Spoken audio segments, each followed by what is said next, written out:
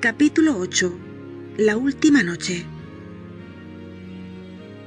Una tarde, después de comer, Utterson estaba sentado junto al hogar, cuando quedó sorprendido por la visita de Paul. «Dios mío, ¿qué es lo que os trae aquí, Paul?», le dijo el abogado, y mirándolo de nuevo añadió: «¿Qué os apena? ¿Está enfermo el doctor?». «Señor Utterson», contestó el criado, «hay algo que va mal». «Tomad asiento y aquí tenéis un vaso de vino para vos», añadió Utterson. «Ahora, sin ninguna prisa, decidme con sinceridad lo que deseáis». «Conocéis la manera de vivir del doctor», empezó a decir Paul, «y sabéis cómo se encierra. Pues bien, se ha encerrado de nuevo en su gabinete y no me gusta eso. Señor Utterson, estoy asustado». «Y ahora, mi buen Paul, ¿por qué estáis asustado? Hablad claro». «Me asusté hace una semana poco más o menos», contestó Paul, evitando con algo de mal humor la pregunta que se le hacía. «Y no puedo ya soportar más la cosa». El aspecto del hombre justificaba completamente sus palabras, y salvo el instante en que por primera vez había hablado de su espanto, no había vuelto a mirar a la cara del abogado. Aún después, permanecía con el vaso apoyado sobre la rodilla, pero sin beber, y sus ojos se fijaban en un punto del techo. «No puedo soportar más tiempo eso», volvió a repetir. «Vamos», dijo Utterson. «Veo que tenéis un verdadero motivo para hablarme así, Paul. Veo que hay algo que anda verdaderamente mal. Procurad decirme lo que es». «Creo que ha habido algún crimen», añadió Paul con voz ronca. «¿Un crimen?», exclamó el abogado muy asustado y dispuesto a parecer más irritado aún. «¿Qué crimen? ¿Qué queréis decir con eso?». «No me atrevo a decirlo, señor, pero ¿queréis venir conmigo y verlo vos mismo?». Por toda contestación, Utterson se puso en pie, tomó su sombrero y una capa de abrigo, y notó con sorpresa el rostro del criado, quien le pareció como aligerado de un gran peso. Observó también, con no menor sorpresa, que el vino no había sido tocado. La noche era fría, noche propia del mes de marzo. La luna estaba pálida y en su último cuarto, como si el viento la hubiese volcado. Algunas nubes rápidas y diáfanas corrían por el cielo. El viento furioso impedía hablar y cruzaba la cara. Había, además, ahuyentado a los transeúntes y limpiado las calles de gente. Decía Utterson que no había visto nunca tan desierto aquel barrio de Londres, y no era precisamente lo que hubiera deseado en su interior. Jamás durante toda su vida había sentido un deseo tan vivo de ver y tocar a sus semejantes, pues volviendo al curso de sus ideas lóbregas, tenía el presentimiento de que se encaminaba hacia una gran desgracia. Cuando llegaron a la plaza, todo estaba lleno de polvo.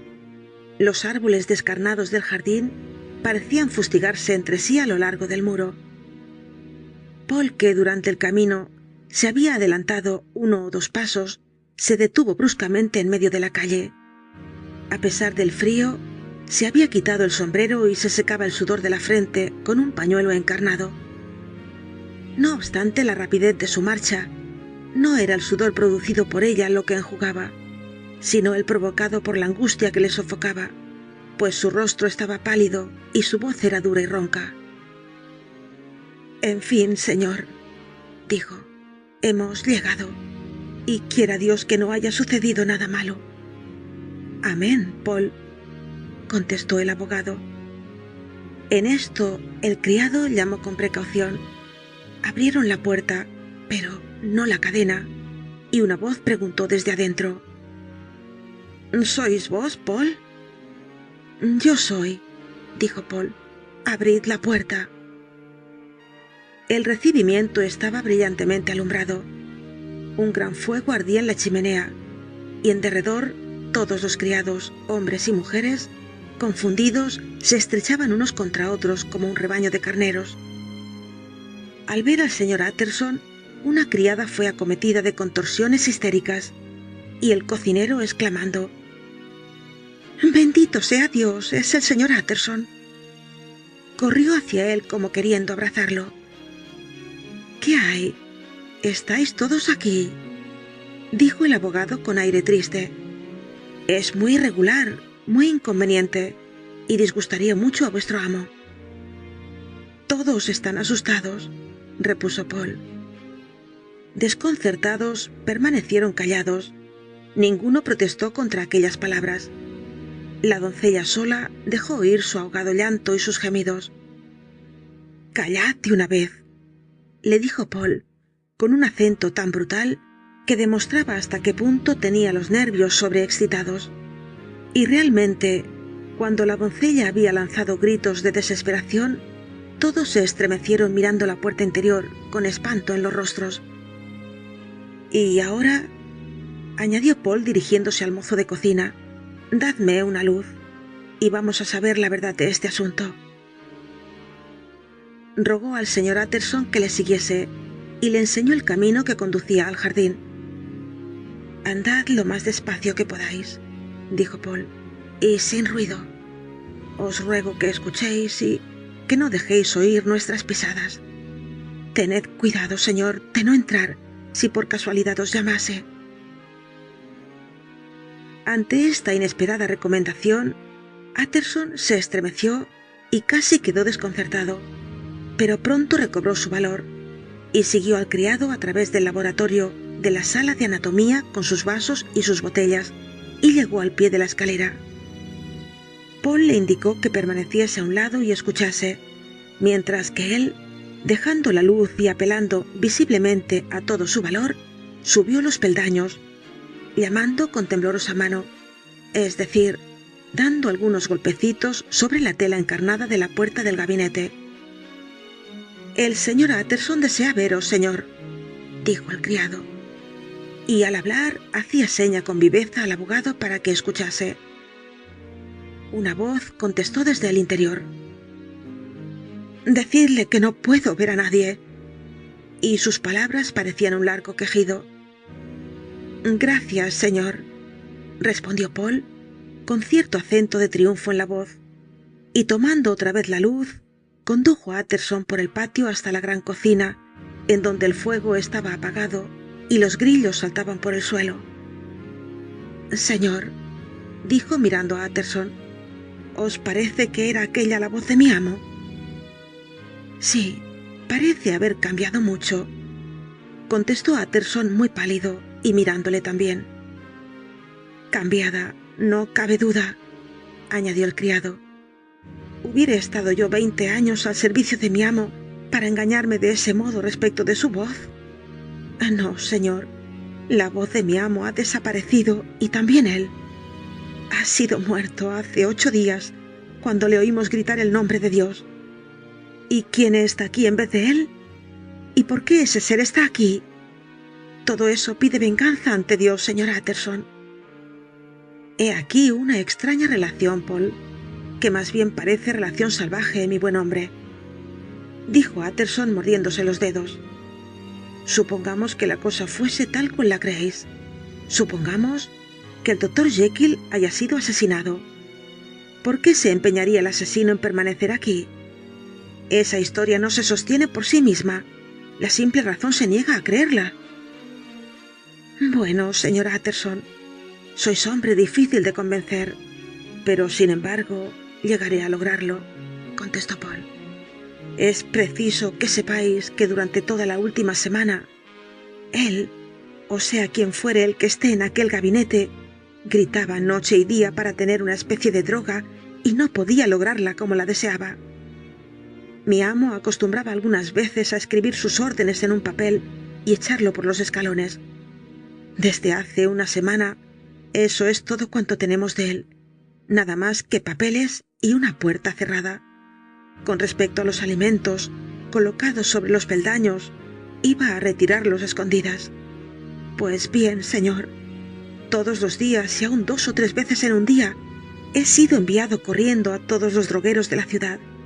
Cada vez traía el producto, pero Otro papel me mandaba volver porque no era puro y tenía otra orden para distinta casa. Necesita, pues, señor, en absoluto aquella droga, por una razón cualquiera. ¿Tenéis alguno de esos papeles?, preguntó Utterson.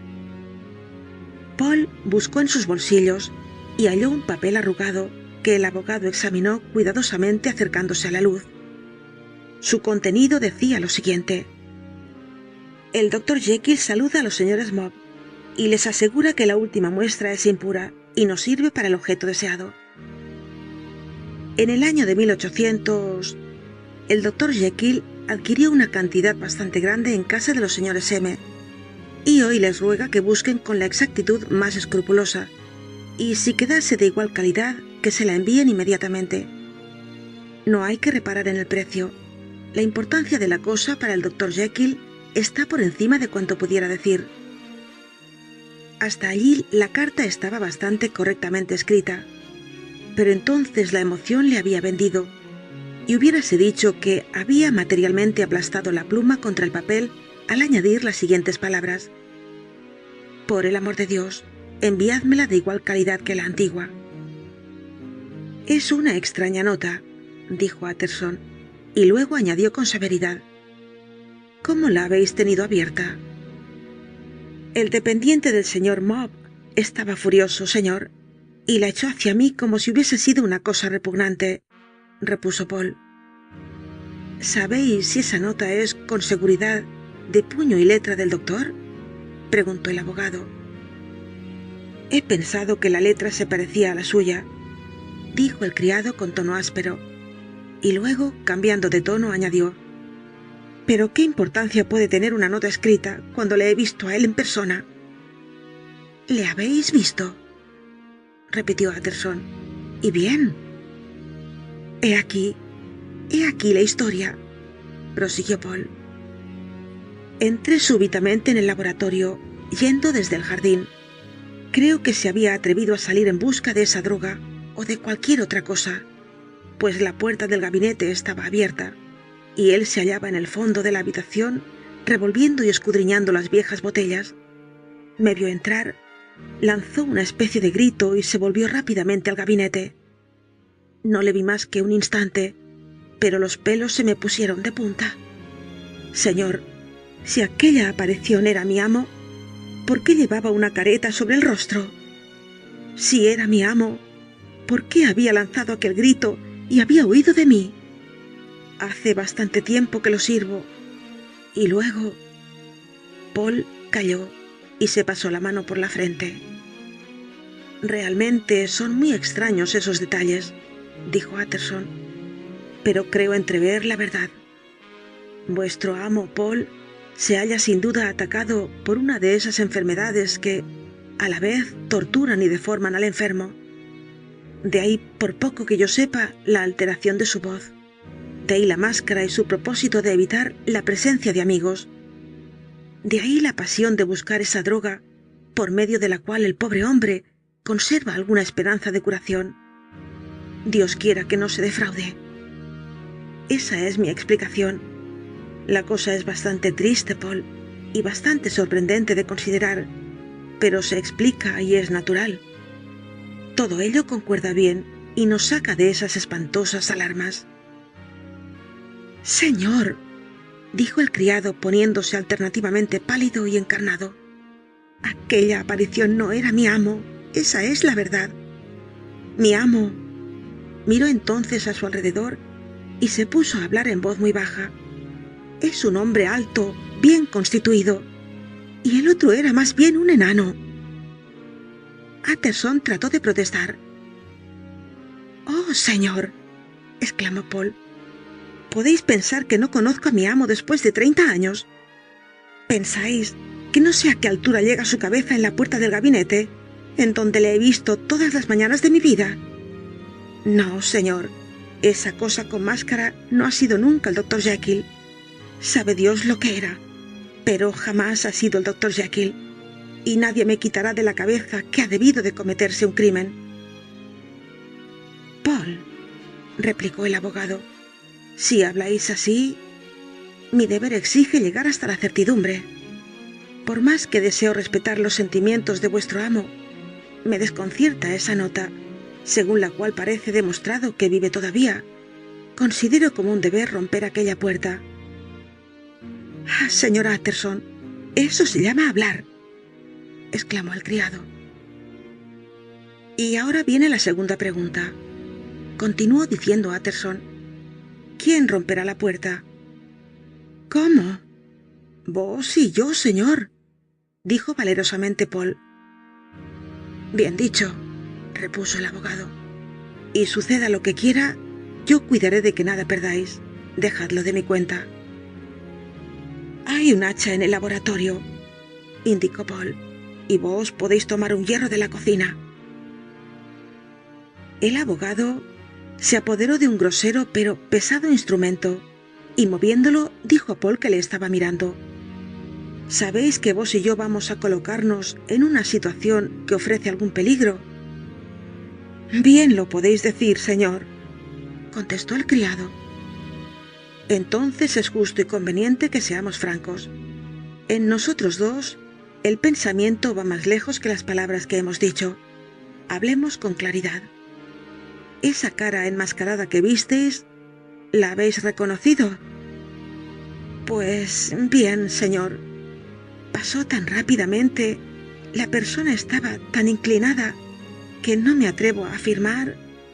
Pero si pensáis que fuese el señor Hyde, yo también me figuro que era él, pues aquel ser era de su tamaño, tenía el mismo andar rápido y ligero, y además, ¿quién sino él hubiera podido entrar por la puerta del laboratorio? No habéis olvidado, sin duda, señor, que cuando ocurrió el asesinato conservaba la llave consigo. Pero hay más aún. Ignoro, señor Utterson, si habéis visto alguna vez al señor Hyde». «Sí», contestó el abogado, «he hablado una vez con él». «Entonces debéis saber, como todos nosotros, que había algo extraño en ese personaje, algo que trastornaba. No sé cómo expresarme, señor. Sentía uno frío hasta la médula de los huesos al mirarlo». «Confieso que he experimentado una cosa parecida a lo que indicáis», contestó Utterson. «Pues bien», siguió diciendo Poole, «cuando aquella cosa enmascarada, parecida a un mono, saltó en medio de los aparatos de química y se escurrió en el gabinete, sentí un frío terrible en la espalda. Oh, piense que eso no es creíble, señor Utterson. Soy bastante instruido para saberlo, pero el hombre tiene presentimientos y os aseguro que era el señor Hyde». «Ajá», exclamó el abogado, «mis temores me hacen creer lo mismo. Temo que aquí se oculte una gran desgracia que ocurriría, sin duda, con semejante encuentro. Y de veras os creo. Creo que el pobre Enrique ha sido asesinado y que su asesino, solo Dios sabe con qué objeto, está aún oculto en aquel cuarto de su víctima. Pues bien, venguémosle. Llamad a Bradshaw». El lacayo contestó en el acto, pero muy pálido y muy nervioso. «Armaos de valor, Bradshaw», dijo el abogado. «El misterio que reina aquí es un peso para todos vosotros. Queremos conocerlo. Poole y yo queremos penetrar hasta empleando la fuerza en el gabinete. Si todo va bien, soy bastante fuerte para responder de las consecuencias de esa fractura. Sin embargo, como puede haber debajo de todo eso algo oscuro y malo, o bien que algún malhechor trate de huir por la puerta trasera, vos y otro criado id dando la vuelta por la calle, a colocaros a la puerta del laboratorio armados con buenos palos. Tenéis 10 minutos para llegar a vuestro puesto». Cuando Bradshaw hubo salido, el abogado miró su reloj. «Ahora, Poole», dijo al criado, «vamos allá». Y llevando el hierro bajo el brazo, se dirigió hacia el patio. Las nubes habían ocultado la luna y todo estaba completamente oscuro. El viento, que llegaba como por bocanadas a aquel fondo de los edificios, agitaba la llama de la bujía mientras caminaban, hasta que estuvieron al abrigo bajo el techo del laboratorio. Sentáronse en silencio y aguardaron. A su alrededor Se oía el apagado murmullo de Londres, pero junto a ellos solo interrumpían el silencio y la tranquilidad los pasos que iban y venían dentro del gabinete. «Así es como anda todo el día», dijo Paul. «Y ay, también parte de la noche. Únicamente se detiene un poco cuando llega un nuevo producto de la droguería. Solo una conciencia mala puede animar a semejante enemigo del descanso. Ah, señor, hay sangre vertida en cada uno de sus pasos. Pero escuchad con atención desde más cerca y decidme si es ese el andar del doctor». Los pasos eran ligeros y extraños, como una especie de balanceo, pero muy apagados, y en nada se parecían al andar ruidoso y pesado del doctor Jekyll. Utterson suspiró. «¿No hay nada más?», preguntó luego. Paul hizo un signo afirmativo con la cabeza. «Una vez», dijo, «una vez le he oído llorar». «¿Llorar? ¿Cómo puede ser?», exclamó el abogado, estremeciéndose de horror. «Llorar como una mujer o como un alma extraviada», añadió el criado. «Me fui con el corazón tan enternecido que hubiera podido llorar también». Los 10 minutos estaban para concluir. Paul sacó el hacha que se hallaba oculta bajo un montón de paja. Colocaron la bujía sobre la mesa más próxima para alumbrarse durante el ataque. Comprimiendo los latidos de sus corazones, se acercaron al paraje en donde los pasos iban y venían en medio de la tranquilidad de la noche. «Jekyll», gritó Utterson con voz fuerte, «quiero veros». Detúvose un instante, pero nadie contestó. «Os doy un buen consejo. Hemos concebido sospechas. Es preciso que os vea y os veré». Y moviéndose añadió, «si no por medios leales y honrados, será por medios violentos. Si no lo permitís, entonces se empleará la fuerza bruta». «Utterson», dijo la voz, «por amor de Dios, piedad, piedad». «Ah, no es la voz de Jekyll, es la de Hyde», exclamó Utterson. «Paul, derribad la puerta». Paul blandió el hacha por encima del hombro. El golpe estremeció el edificio, y las colgaduras encarnadas quedaron pendientes sobre la cerradura y los goznes. Un grito horrible, como el de un verdadero animal espantado, resonó en el gabinete. El hacha dio un nuevo golpe. Los tableros crujieron, el marco saltó. Otras 4 veces cayó el hacha, pero la madera era dura, y las diversas partes estaban completamente ajustadas, de modo que hasta el 5.º golpe no quedó rota la cerradura, y los trozos de la puerta echados hacia el interior de la estancia. Los vencedores, asustados de su obra y del silencio que había sucedido, se retiraron un poco y miraron. El gabinete estaba a su vista con su lámpara tranquilamente encendida. Un gran fuego llameaba y chisporroteaba en el hogar. La cafetera hervía junto a la lumbre. 1 o 2 gavetas abiertas, papeles bien ordenados sobre la mesa escritorio, y más cerca del fuego los utensilios preparados para el té. Hubiérase creído que era el cuarto más tranquilo, y a no ser por los armarios brillantes llenos de botes y redomas, el lugar más vulgar de Londres aquella noche. Precisamente en medio de la habitación yacía el cuerpo de un hombre cuyas contorsiones se veían aún. Acercáronse en puntillas, pusiéronlo boca arriba y reconocieron el rostro de Eduardo Hyde.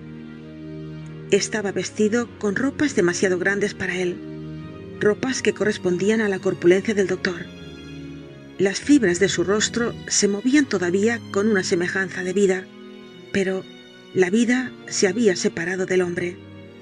El frasco roto que tenía en las manos y el fuerte olor de almendras esparcido por el aire probaron a Utterson que tenía delante de sí el cuerpo de un suicida.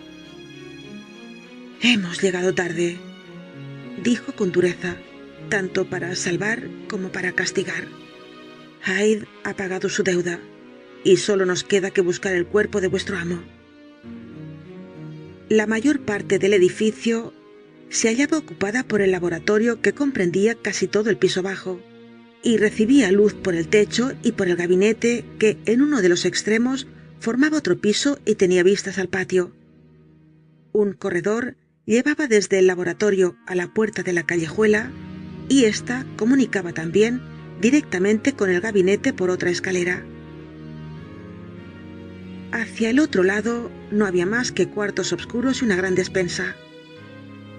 Todos aquellos parajes fueron completamente examinados.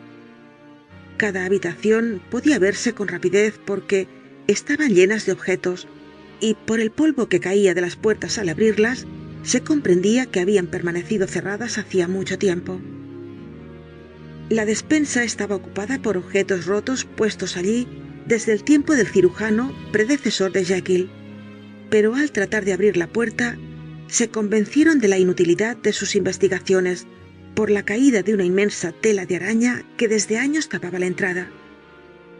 En ningún punto había el menor rastro, la más ligera señal de Enrique Jekyll, ni muerto ni vivo.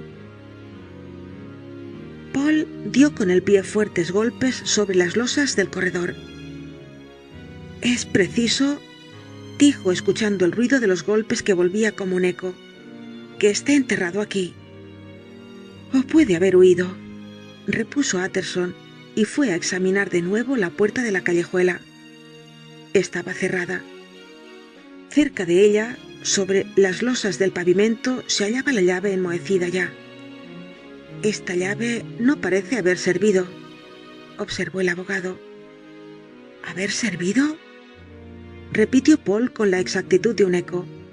«¿No veis, señor, que está rota? Diríase que alguien la ha pisado». «Y», siguió diciendo Utterson, «los puntos rotos también están enmohecidos». Los dos hombres se miraron con espanto. «Todo eso, Paul, está por encima de mi inteligencia», dijo el abogado. «Volvamos al gabinete». Subieron la escalera sin hablar, y mirando con temor al cadáver, comenzaron a examinar con mayor atención los diversos objetos que había en el gabinete. Sobre una de las mesas se veían restos de preparaciones químicas, montoncitos de diferente tamaño, de una especie de sal blanca, estaban puestos en los platos de cristal, como si el desdichado hombre hubiese preparado alguna experiencia que quedó interrumpida. «Esa es precisamente la misma droga que yo iba siempre a buscarle», dijo Paul. Y mientras hablaba, el agua del jarro se puso a hervir con más fuerza y se esparció por el suelo haciendo un ruido espantoso. Aquel incidente los llevó hacia el hogar, cerca del cual había sido colocado un cómodo sillón. Los utensilios para el té estaban preparados junto al sillón y el azúcar necesario en la taza. Sobre una mesita veíanse varios libros. Uno de ellos, abierto, figuraba al lado mismo de los utensilios para el té, y Utterson quedó sorprendido al ver que era una obra piadosa, respecto de la cual había expresado Jekyll más de una vez grandísima admiración. Mas el libro contenía notas del propio puño del doctor, que eran horribles blasfemias. Continuando las investigaciones, llegaron al espejo de cuerpo entero, en el cual se miraron, estremeciéndose a pesar suyo. El espejo estaba colocado de tal modo que no les dejaba ver nada más que el reflejo de las llamas rojas sobre el techo, el del fuego reproduciéndose 100 veces sobre los tableros pulimentados de los armarios, y también sus propias personas pálidas y asustadas. «Este espejo ha debido ver extrañas cosas, señor», dijo Paul. «Pero de seguro que nada sería tan raro como ese ser», repuso el abogado casi con el mismo sonido de voz. «¿Con qué objeto tenía Jekyll?» Y la palabra se perdió en sus labios, pero luego, dominando su debilidad, añadió: «¿Para qué tenía Jekyll necesidad de un espejo?» «También me dirijo idéntica pregunta», contestó Paul. Luego fueron a la mesa escritorio. Sobre el pupitre, en medio de papeles colocados con orden, había un gran sobre, en cuyo sobrescrito, de puño del doctor, Se leía el nombre del señor Utterson. El abogado lo abrió y varios otros sobres cayeron al suelo. El primero contenía sus últimas disposiciones, redactadas en los mismos términos excéntricos que el testamento devuelto 6 meses antes. Eran un testamento para el caso de muerte y una donación en el caso de desaparición. Pero en vez del nombre de Eduardo Hyde, el abogado leyó con grandísima sorpresa el nombre de Gabriel Juan Utterson. Miró a Paul, después al papel y, finalmente, al cadáver del criminal que yacía en el suelo. «La cabeza me da vueltas», dijo. «Ha tenido este documento todos estos días en su poder. No tenía motivo ninguno para quererme. Debió rabiar al verse desbancado y no ha destruido el documento». Recogió otro papel. Era una carta muy corta, escrita de propio puño del doctor con una fecha en lo alto. «Oh, Paul», exclamó el abogado, «estaba vivo aquí hoy mismo. No puede haber arreglado todo eso tan rápidamente. Debe estar vivo. Debe haber huido». «Pero, ¿por qué haber huido? ¿Y cómo? En este caso, ¿podemos exponernos a declarar un suicidio? Oh, hay que pensar mucho en todo eso, pues preveo que podríamos conducir a vuestro amo a alguna espantosa catástrofe». «¿Por qué no leéis lo demás?», preguntó Paul. «Porque temo», repuso el abogado con tono solemne. «Quiera Dios que no tenga ningún motivo para temer». Y hablando así, acercó el papel a sus ojos y leyó lo siguiente: «Querido Utterson, cuando estas líneas caigan en vuestras manos, habré desaparecido. ¿En qué circunstancias? No tengo la presciencia requerida para preverlo, pero mi instinto y todas las condiciones de mi indefinible vida me dicen que mi fin es seguro y debe estar próximo. Id, pues, y leed primero la relación que Lanyon me ha avisado haber dejado en vuestro poder, y si queréis saber más todavía, leed después la confesión de vuestro indigno y desgraciado amigo Enrique Jekyll». «¿Hay otro sobre?», preguntó Utterson. «Aquí está, señor», dijo Paul entregándole un paquete cerrado con varios sellos. El abogado lo guardó en uno de sus bolsillos. «No hablaré de este paquete», añadió. «Si vuestro amo ha huido o ha muerto, podemos a lo menos salvar su honor. Son las 10. Debo volver a mi casa y leer con calma esos documentos, pero volveré antes de las 12 para enviar a buscar a la policía». Salieron cerrando tras sí la puerta del laboratorio, y Utterson, dejando de nuevo a los criados reunidos alrededor del fuego en la antesala, regresó tranquilamente a su despacho para leer los 2 documentos, en los cuales va a descorrerse el velo de este misterio. Fin del capítulo 8.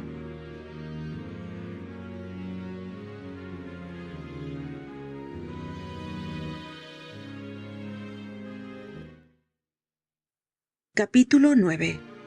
Relación del Dr. Lanyon. El 9 de enero, hace hoy 4 días, recibí por el correo en el reparto de la tarde una carta certificada, cuyo sobre estaba escrito del propio puño y letra de mi colega y antiguo compañero Enrique Jekyll. Quedé sumamente sorprendido, pues no teníamos costumbre de corresponder por escrito. Además, había visto al doctor el día anterior y comido con él, y no podía adivinar lo que en nuestras relaciones exigía las formalidades del certificado. El contenido de la carta aumentó aún mi sorpresa. He aquí los términos en que se hallaba concebida. 10 de diciembre de 1800. Querido Lanyon, sois uno de mis más antiguos amigos. Aunque hayamos tenido a veces discusiones sobre asuntos científicos, no recuerdo, por lo que a mí se refiere a lo menos, la menor interrupción en nuestra amistad.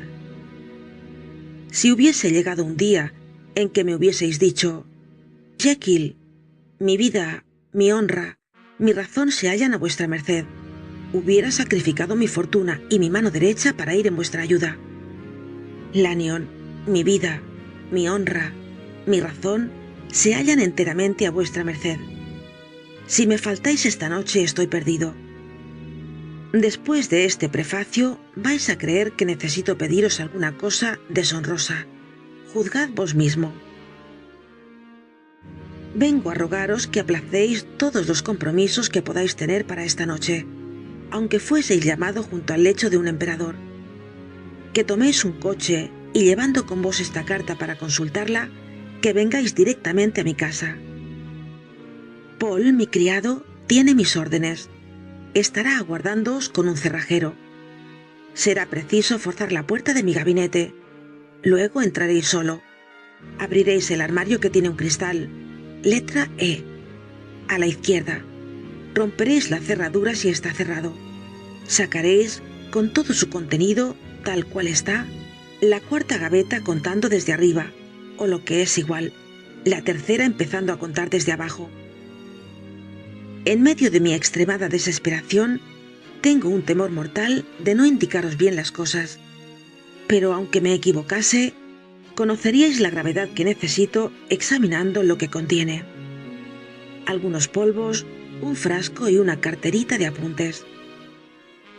Os ruego que llevéis con vos esa gaveta a la plaza de Cavendish, tal cual la halléis. Esta es la primera parte del favor que os pido.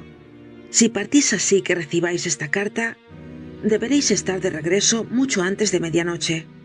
Pero os dejo algunas horas de margen, no solo por temor a uno de esos obstáculos que no se pueden prever ni impedir, sino también porque es preferible que haya llegado la hora del descanso de vuestros criados para concluir lo que os quedará que hacer. Luego, a medianoche, os ruego que permanezcáis solo en vuestro gabinete de consulta, que conduzcáis hasta él a un hombre que se presentará en mi nombre y que le entreguéis la gaveta que habréis llevado de mi casa. Entonces habrá concluido vuestro papel y mereceréis mi más completa gratitud. 5 minutos después, si insistís deseoso de tener una explicación, comprenderéis que todas estas precauciones tenían una importancia capital y que el haber descuidado una sola, por fantástica que pueda parecer, hubiera sido cargar vuestra conciencia con mi muerte o con la pérdida de mi razón.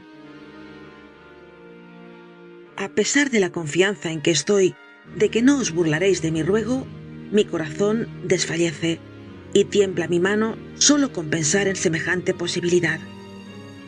Acordaos de mí en esta hora, de mí que estoy en una extraña situación, atormentado por la negrura de una desgracia que ninguna imaginación podría llegar a exagerar. Pensad también que si queréis servirme con puntualidad, desaparecerá mi turbación y todo ello no será más que una historia enterrada. Prestadme ese servicio, mi querido Lanyon, y salvad a vuestro amigo E.J. P.S. Había cerrado ya esta carta cuando un nuevo terror se apodera de mi alma. Es posible que el correo cometa un error y que esta carta no llegue a vuestras manos hasta mañana por la mañana. En ese caso, querido Lanyon, cumplid mi encargo durante el día a la hora que os sea más cómoda, y aguardad otra vez mi mensajero a medianoche. Pero quizás sería demasiado tarde, y si transcurre entonces la noche sin ninguna novedad, podréis decir que habéis recibido la última noticia de Enrique Jekyll. Al leer aquella carta me convencí de que mi colega estaba loco, pero hasta que la cosa no ofreciese género ninguno de duda, decidí ejecutar lo que me pedía. Cuanto menos comprendía yo todo aquel fárrago, menos me hallaba en el caso de juzgar de su importancia, y tal petición dirigida en semejantes términos no podía ser rechazada sin incurrir en grave responsabilidad. Me levanté inmediatamente de la mesa y fui a buscar un carruaje que me condujo directamente a casa de Jekyll. El criado aguardaba mi llegada. Había recibido por el mismo correo que yo un pliego certificado que contenía sus instrucciones y envió a buscar en el acto a un cerrajero y un carpintero. Ambos obreros llegaron mientras estábamos hablando, y fuimos todos juntos a la sala de disección del viejo doctor Denman, por el extremo de la cual, según lo sabéis probablemente, se entra con mayor comodidad en el gabinete particular de Jekyll. La puerta era muy sólida, la cerradura excelente. El carpintero confesó que tendría mucho trabajo y que haría mucho destrozo si tenía que emplear la fuerza. El cerrajero llegó a creer que no podría descerrajarla, pero era un hábil obrero y después de 2 horas de trabajo quedó abierta la puerta. El armario señalado con la letra E no estaba cerrado. Saqué la gaveta, la hice rellenar con paja y envolver en papel, llevándomela a la plaza de Cavendish. Así que llegué, me puse a examinar su contenido. Los polvos estaban bastante bien arreglados, pero no con el cuidado de un químico fabricante o vendedor, de modo que, a no dudarlo, habían sido manipulados personalmente por el Dr. Jekyll. Abriendo uno de los sobres, vi que su contenido se parecía sencillamente a una sal cristalizada de color blanco. El frasco que examiné después estaba lleno hasta la mitad. Contenía un licor rojo, con un olor muy agrio, con algo de fósforo y éter volátil. En cuanto a los otros ingredientes, no pude saber lo que eran. El cuaderno o carterita de apuntes era como casi todos los que usan los colegiales y solo contenía unas cortas series de fechas. Esas fechas se extendían a un largo periodo de años, pero observé que las entradas habían cesado hacía un año poco más o menos y bruscamente. Aquí y allí se veía añadida alguna breve observación a una fecha que, generalmente, era nada más que la palabra doble, que se hallaba repetida quizás 6 veces en un total de algunos centenares de entradas. Una vez enteramente al principio de la lista y seguidas de algunos signos de admiración, estaban las palabras fracaso total. Todo esto, aunque excitando mi curiosidad, me decía poco respecto del objeto final. Un tarro con cierta tintura, un papel con una sal, el diario de una serie de experimentos que, como ocurría a menudo con las investigaciones de Jekyll, no conducía a nada práctico. ¿Por qué razón la presencia en mi casa de esos varios objetos podía afectar a la honra, o al estado del espíritu, o a la vida de mi ligero colega? Si su mensajero podía ir a un punto, ¿por qué no podía ir a otro? Y aunque hubiese alguna imposibilidad, ¿por qué ese caballero tenía que ser recibido en secreto? Cuanto más reflexionaba en todo eso, más me convencía de que me hallaba en presencia de una enfermedad cerebral. Sin embargo, al ordenar a mis criados que se recogiesen, fui a buscar un viejo revólver, para encontrarme en estado de defensa personal si hubiese sido necesario. Las 12 acababan apenas de sonar en Londres, cuando el picaporte se dejó oír muy despacio. Fui a abrir yo mismo, y encontré a un hombre de pequeña estatura vuelto de espaldas a los pilares de la entrada. ¿Venís de parte del Dr. Jekyll?, le pregunté. Me contestó que sí, con aire encogido. Cuando le dije que entrase, no me obedeció sin haber lanzado antes una mirada escudriñadora hacia la plaza sumida en la oscuridad. Un agente de policía estaba cerca y venía con su linterna sorda abierta. Al verlo, creí notar que el desconocido tembló y que se apresuró a entrar. Estos incidentes me sorprendieron, no lo ocultaré, de un modo desagradable.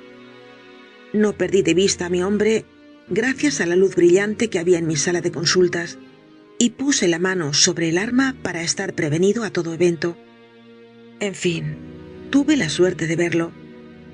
Jamás. Es absolutamente cierto. Mis ojos lo habían visto antes. Era pequeño, según he dicho. Me sorprendió la expresión de su fisonomía, en la que podía leerse una curiosa mezcla de grandísima actividad muscular y de indudable debilidad de constitución. Por último, me sorprendió todavía más la penosa turbación subjetiva que me producía su vecindad, y fue de género tal que mis miembros parecían helarse y que el pulso latía con menos violencia.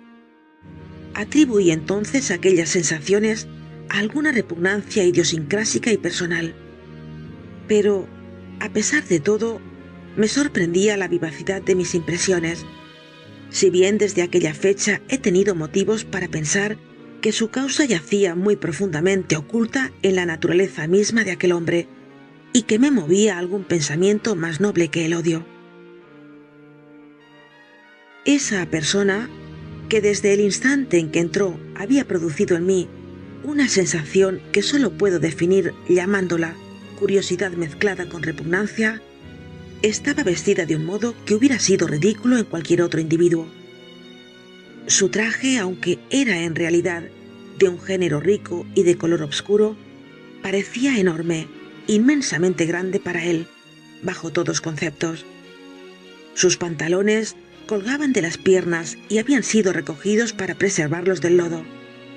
El chaleco le llegaba muy abajo de las caderas, y el cuello de la levita se extendía demasiado ancho sobre los estrechos hombros.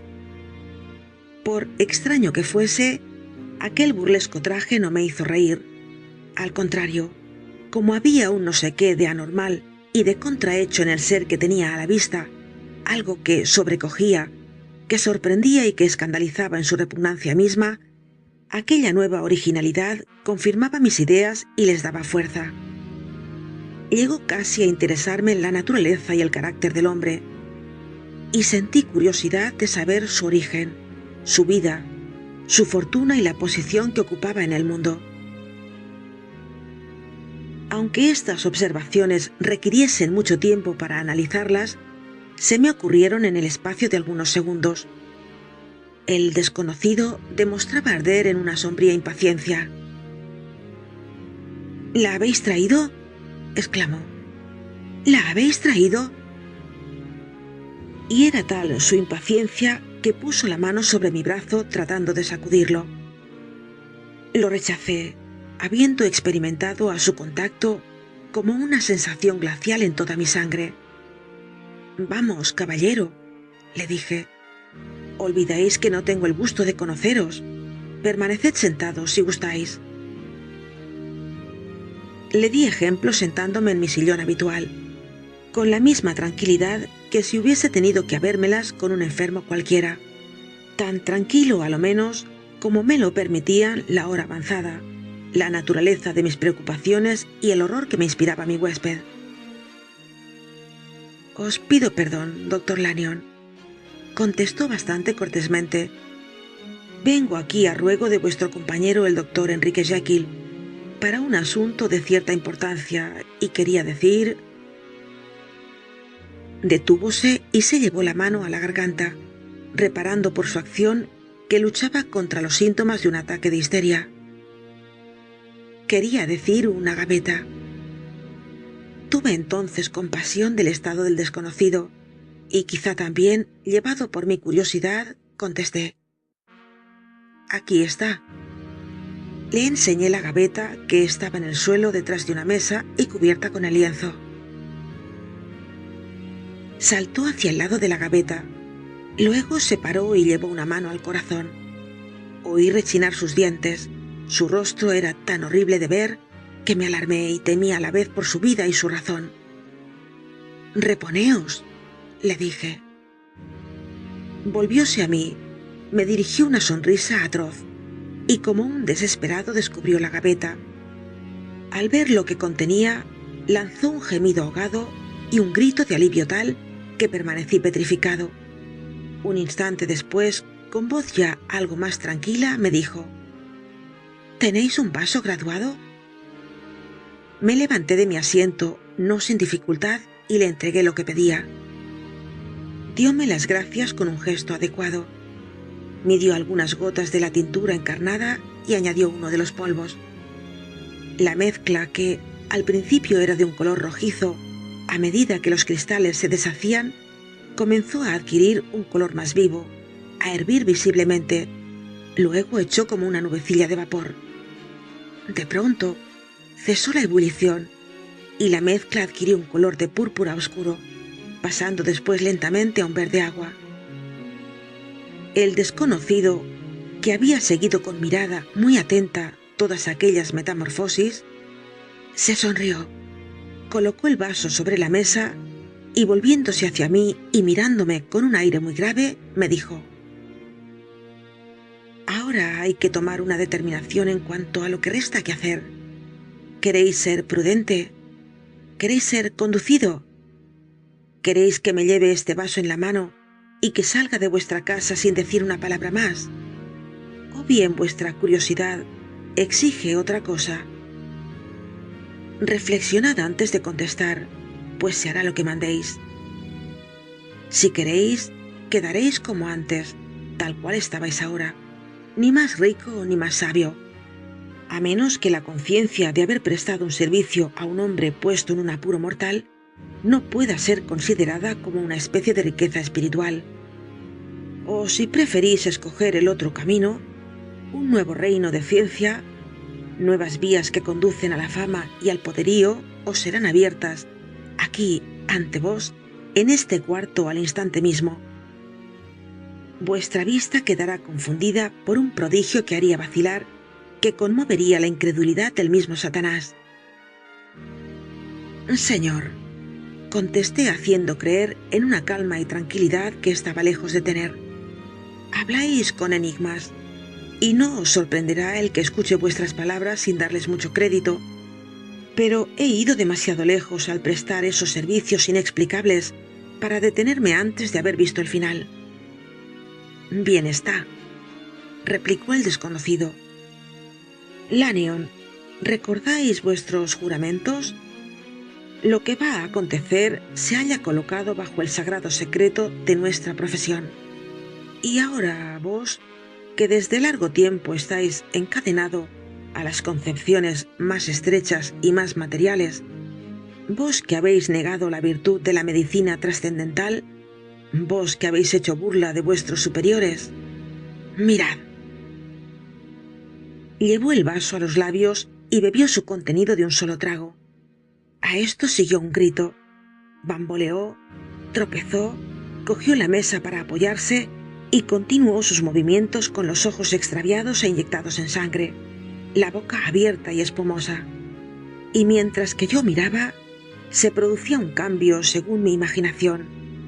Íbase hinchando, su rostro se volvió negro de repente, y las líneas fisonómicas parecieron fundirse y modificarse, y un instante después me puse en pie, retrocedí hasta la pared con un brazo extendido hacia adelante como para defenderme contra aquel milagro, y con mi espíritu anonadado por el terror.